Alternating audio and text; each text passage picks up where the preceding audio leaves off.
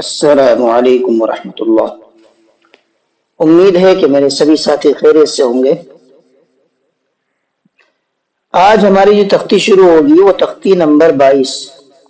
یہ ویڈیو بھی آپ کے لیے بہت زیادہ امپورٹنٹ ہے، بہت زیادہ ضروری ویڈیو ہے آپ کی، تو گزارش ہے کہ آپ ویڈیو کو پورا واچ کریں، پورا دیکھیں تاکہ آپ کو بات پوری سمجھ میں آئے۔ تو آج تختی نمبر 22 کے اندر ہمارا کیا ہے؟ تختی نمبر 22 میم ساکن کے قاعدے۔ جب کہیں پر بھی میم ساکن آتا ہے تو اس کو کس طرح سے پڑھنا ہے، کیسے پڑھنا ہے، وہ تمام چیزیں آج کے سبق میں ہمیں سمجھ میں آنے والی ہیں۔ تو اگر آپ ویڈیو کو پورا دیکھیں گے تو انشاءاللہ آپ کو بات کلیئر ہو کے سمجھ میں آئے گی، بالکل پوری بات سمجھ میں آئے گی۔ اور اگر آپ بیچ میں چھوڑ کر کے چلے جائیں گے تو آپ کو بات سمجھ میں نہیں آئے گی۔ اور میں اپنی طرف سے کوشش کروں گا پوری کہ آپ کو بات ٹھیک سے سمجھا سکوں۔ چلیے سبق کو شروع کرتے ہیں۔ تختی نمبر 22 میم ساکن کے قاعدے۔ نمبر 1، پہلی چیز اس کے اندر بتا رہے ہیں ادغام شفوی۔ ادغام شفوی کیا ہوتا ہے، کس کو کہتے ہیں، اب اس کو سمجھ لیتے ہیں۔ میم ساکن کے بعد، دیکھو دھیان سے سمجھنا اس کو، میم ساکن کے بعد کہیں پر بھی میم ساکن آئے۔ اچھا میم ساکن کیا ہوتا ہے، اس کو سمجھانے سے پہلے آپ کو میم ساکن سمجھا دوں۔ دیکھو ایک چیز میں آپ کو بتا رہا ہوں، یہ جو میں نے آپ کے سامنے اسکرین پر بنایا ہے اس کو بولتے ہیں سکون۔ یہ سکون ہوتا ہے جو الفاظ کے اوپر آتا ہے، کہیں پر بھی آ سکتا ہے، بہت ساری جگہ یہاں پر بھی ہے۔ اگر میں آپ کو دکھاؤں تو یہ یا کے اوپر بھی ہے، یہ بنا ہوا ہے چھوٹا سا، اور اسی طریقے سے را کے اوپر بھی بنا ہوا ہے، واو کے اوپر بھی بنا ہوا ہے، یا کے اوپر بھی بنا ہوا ہے۔ یہ جو بنا ہوا ہے یہ اس کو ہم سکون بولتے ہیں، ٹھیک ہے۔ اب یہ سکون جس لفظ کے اوپر بھی آئے گا وہ ساکن ہو جائے گا۔ اب مثال کے طور پر آپ کا یہ سکون میم کے اوپر آیا، یہ میں نے بنایا میم آپ کو، تو یہ میم ہے۔ اب اس میم کے اوپر اگر سکون آ جاتا ہے، یہ آ گیا سکون، تو یہ میم ساکن ہو گیا۔ کیا ہو گیا؟ میم ساکن ہو گیا۔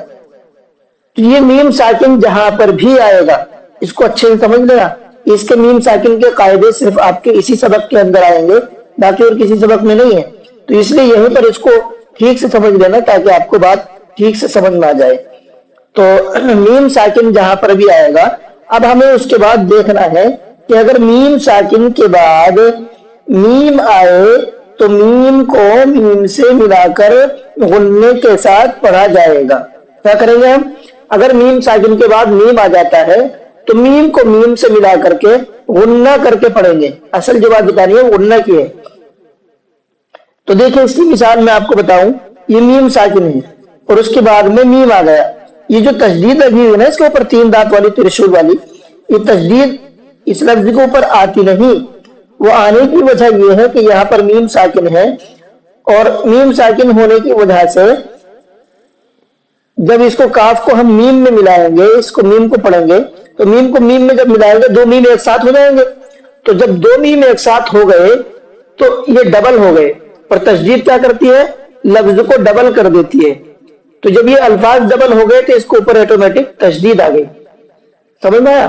جہاں پر بھی تشدید کسی لفظ پر آتی ہے تو وہ اس لفظ کو کیا کر دیتی ہے؟ ڈبل کر دیتی ہے، وہ ڈبل پڑھا جاتا ہے۔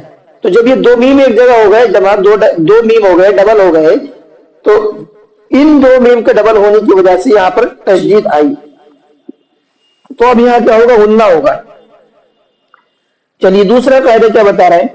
قاعدہ نمبر 2 اخفاء شفوی۔ یہ کیا کب ہوگا؟ میم ساکن کے بعد، میم ساکن تو آپ کو سمجھ میں آ گیا، میم ساکن کے بعد با آئے تو غننے کے ساتھ اخفاء ہوگا، یعنی غنہ بھی ہوگا اور اخفاء بھی ہوگا۔ غنہ اور اخفاء میں دونوں میں فرق ہوتا ہے۔ غنہ کہتے ہیں ناک میں ڈائریکٹ آواز کو چھپانا، جیسے ان، یہ میں نے ڈائریکٹ چھپایا، پر ایک ہوتا ہے تھوڑا سا اس سے ہلکا، لائٹ کر کے ہلکا کر کے چھپانا، جیسے پنکھا۔ میں آپ کو پنکھے کی مثال اس لیے دے رہا ہوں، یہ اردو کا لفظ ہے اور سب اس کو پنکھا ہی بولتے ہیں، کوئی پنکھا نہیں بولتا ہے، پنکھا نہیں بولتا ہے، پنکھا ہی بولتا ہے۔ تو جب ہم نے پنکھا پڑھا تو وہ ڈائریکٹ یعنی اندر سے کچھ ہلکا ہو رہا ہے غنہ، تو جو ہلکا غنہ ہوتا ہے اس کو اخفاء بولتے ہیں۔ ناک میں آواز گونجتی ہے، ٹھیک ہے، جو آواز گونجتی ہے ناک کے اندر وہ اخفا ہوتا ہے، اور جو ڈائریکٹ آواز بن کر کے نکلتی ہے اس کو غنہ کہتے ہیں. جیسے انا یہ بن کر کے نکل رہی ہے، لفظ مخرج سے ٹچ ہو رہا ہے، زبان مخرج سے ٹچ ہو رہی ہے، پھر آپ کا جو ہے لفظ نکل رہا ہے. اور اخفا میں زبان ٹچ نہیں ہوتی، ناک میں آواز گونجتی ہے بس. جب ہم پنگ خوب بولیں گے تو آپ اس پر دھیان دینا، بول کر کے دیکھنا تو آپ کو سمجھ میں آئے گا کہ زبان ہماری کہیں ٹچ نہیں ہو رہی، ہوا میں ہے، منہ کے اندر ہوا میں ہے، زبان کہیں ٹچ نہیں ہو رہی. تو یہ جو کہیں زبان ٹچ نہیں ہو رہی ہے اور ناک میں آواز گونج رہی ہے، یہ اخفا ہوتا ہے. تو اس لفظ کے اندر دونوں چیز ہوں گی. کب ہوں گی؟ جب میم ساکن کے بعد آپ کا با آئے گا. تو تب کیسے پڑھیں گے؟ جیسے مثال کے طور پر دیکھو، یہاں پر یہ میم ساکن ہے، اس کے بعد میں با آ گیا، تو یہاں ہوگا کیسے؟ دھیرے دھیرے ٹچ کرنا ہے کو، بعد میں پورا ٹچ ہو جائے گا. پہلے اخفا ہو گیا، ہلکا ٹچ کرو گے تو اخفا، اور جب پورا ٹچ کر لو گے اس کو تو پھر غنہ ہو جائے گا. چلیے، امید ہے کہ سمجھ میں آ گیا ہوگا آپ کو. نمبر 3 قاعدہ، اظہار شفوی. اظہار کے معنی آپ کو بہت اچھے سے پتا ہے. اظہار کے معنی ظاہر کرنا آتے ہیں، جو میں نے آپ کو نون ساکن کے قاعدے میں بتایا تھا. یہ میم ساکن کے قاعدے میں بھی ہوتا ہے. یہ کب ہوگا اظہار شفوی؟ میم ساکن کے بعد با اور میم کے علاوہ. با میم کے علاوہ کیوں؟ میم تو پہلے قاعدے میں آ گیا، با دوسرے قاعدے میں آ گیا. جب یہ دو قاعدے میں آ گیا تو یہ دونوں لفظ الگ ہو گئے. اب ان کے علاوہ جتنے بھی حروف ہیں 27 حروف، ان کے اندر کیا ہوگا؟ باقی لفظوں میں اظہار ہوگا. اور خاص طور سے پہلے اس کو پڑھ لو، میم ساکن کے بعد با اور میم کے علاوہ کوئی اور حرف بالخصوص وا اور فا آئے تو میم کو ظاہر کر کے پڑھنا چاہیے.